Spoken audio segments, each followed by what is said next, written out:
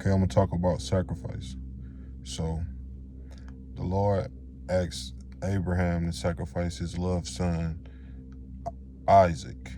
He already had his son, Ishmael, but he knew that Ishmael couldn't be a clear leader because a clear heir to the throne because of his mother being a slave that they had obtained from Abimelech. So he knew that he wanted it to be through Sarah, and that was his loved son because it satisfied Sarah as well, and it would satisfy the prophecy that the Lord had already given them when he came to visit them at the time of the rescuing of Lot. So they waited all this time for this son, and the Lord asked him to sacrifice him. Now, that's the same situation and the same place that also place became, where he was sacrificed, became Golgotha, which is the place of skulls, which is the place Jesus was when he was sacrificed. So in that same place, it was just renamed over time. But in that same place was he sacrificed. So the Lord provided the sacrifice in the case of Isaac. So what happened? If the Lord provided the sacrifice, what came along? A sacrifice out of the blue. You know? So a ram in the bush is better than everything, because a ram in the bush is salvation. You know? Jesus Christ is the sheep. You know? He's the sheep, and he's the shepherd. And he's the shepherd. So Jesus Christ was given as Isaac would have been given, because this is your son that fulfilled your promise. Jesus fulfilled the promise. You know, Jesus was man's promise to live upright, to do what he commanded Adam to do, or that would have been commanded after what Adam had done. Now for us to live under commandment and to know right from wrong, to use that wisely and use it correctly. Now that had been done, he was sacrificed. He was taken, and the Lord knew in his foreknowledge that the evil in man's heart would make him kill his son, because he's the son of God. And the evil in man's heart is the devil. And so we know that the devil is spiritual, and we battle against spirit and authorities and dominions, and not against flesh and blood. So we know that's what we wrestling against with. So that can get at any human being, any flesh and blood. It can seep through, because it's spirit. It's not water. It's not flesh. It's not solid. It's not wood. It's spirit. It's wind. So wind can get through your pores. So we can just acknowledge that if you feel wind on your face, who's to say it didn't rush through your body? You know. So and even if you don't, the air, stuff you can't feel, sensation. Your body is sin. You know, the body is sin, but the word sensation, all the things that talk about sensation are fleshly, and in some ways related to sin. Sensation, the overuse of sensation. You know, bodily sensation, the overuse of your stomach, your mouth, taste buds, your eyes, the overuse of your ears, the overuse of your genital function, the overuse of all of that is fleshly and sensational, and that's where sin relate to it. But Jesus Christ, the Lord's son, was sacrificed in the same place where Isaac was to be sacrificed, which is also called Golgotha, the place of skulls. So at the time, you know, now that the Lord asks us to sacrifice our actual life, but we also know that the only true actual sacrifice is the deeds and the actions that we do in peace and in bringing other people to the Spirit of God. The only way to get to the Lord through Jesus Christ, the Word. So we gotta use the Word to help people get to the Spirit, to help people get baptized in the Spirit and get circumcised in their heart and such things like that. And then, you know, then we can move on and just be thankful unto God that we bring kingdom to earth, if we could possibly do that, because that's what we have faith on. Our faith is our shield. So we protected by any thought of the devil that might not understand what goes on with God, because God is imperceivable, and you can't understand what's going on with him. So we know that we can hope for the best, and that it will be given us, and we hope that God restores his people, and we live to see a time where his people are together and living in his will, living in his will. That's what most we can ask. So I thank God for giving his son and for sparing Isaac, because he could have said, okay, who's to say I wasn't going to give you Isaac for just 15 years or 13 years or 10 years, and now that's it.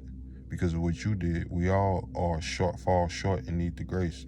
So just because you follow the laws, just because I follow the laws, that don't mean that it mean we washed, and we have to acknowledge that and be humbled and washed and leave that same space for other people as we grab them, because we gotta be able to rebuke them when they in the spirit, but when they humble, we gotta be able to accept them. So it's delicate, because you don't want to harbor the devil, but you also want to give everybody the opportunity, because it ain't gonna be as clear to them the day that you tell them. You know how many people you don't know how you can't acknowledge how many people have told you right from wrong. They might have told you right from wrong so many times that they saw you thrive and they might have gave up on right and wrong, and you might have been the snare to them, because God was still blessing you, even though it's their fault for forgetting. But they might have looked at it like, man, he done did the worst and he's still alive. So sometimes you have to be that person that just be patient and know that it was people that waited on you and told you about God and went through the different things with you.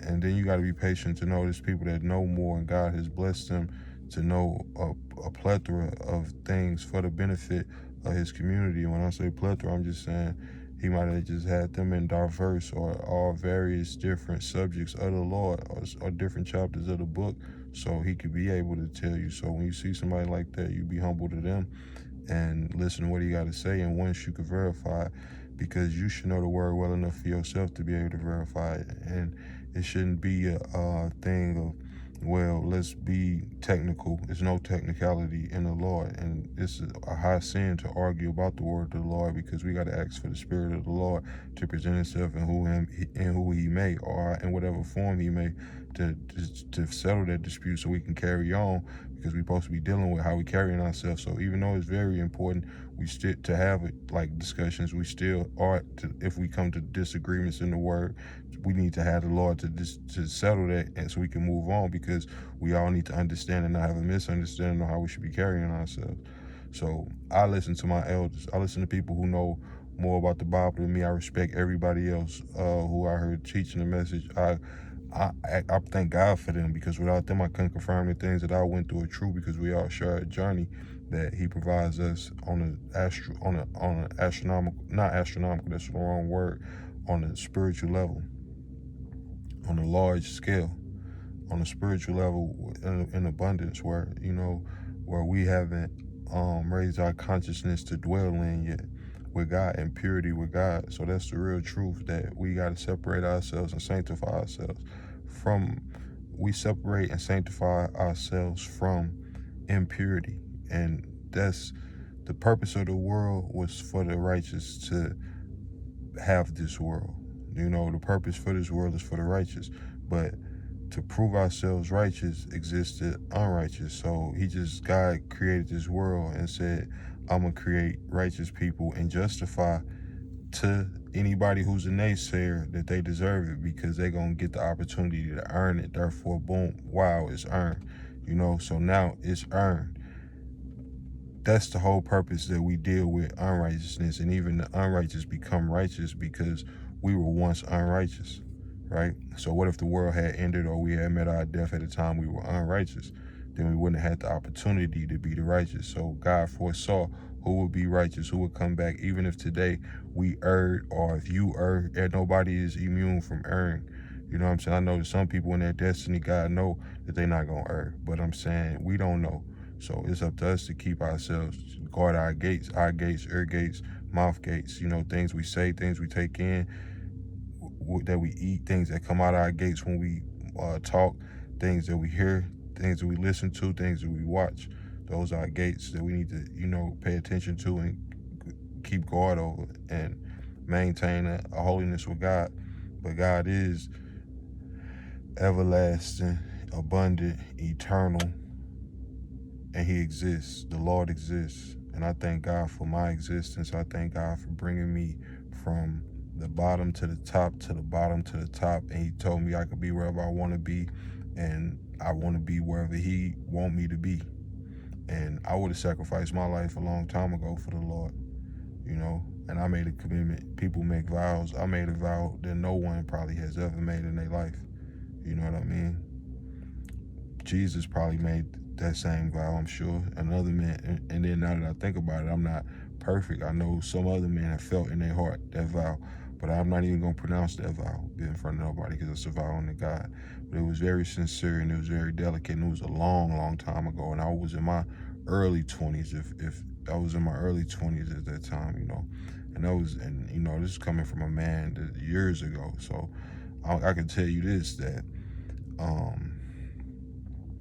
until you fully sincere, you will not see the moving of the Lord. But once you become more sincere, then it would be necessary or appropriate for the Lord, or however the Lord see fit. I know sincerity is key in most situations. It could be an insincere person and the Lord will move and show them who he is. But sincerity is key if you really claiming that you're looking for God. You can't be insincere claiming it. Now, if you're not even claiming it, it might pop into your life when it's necessary or when the God see fit.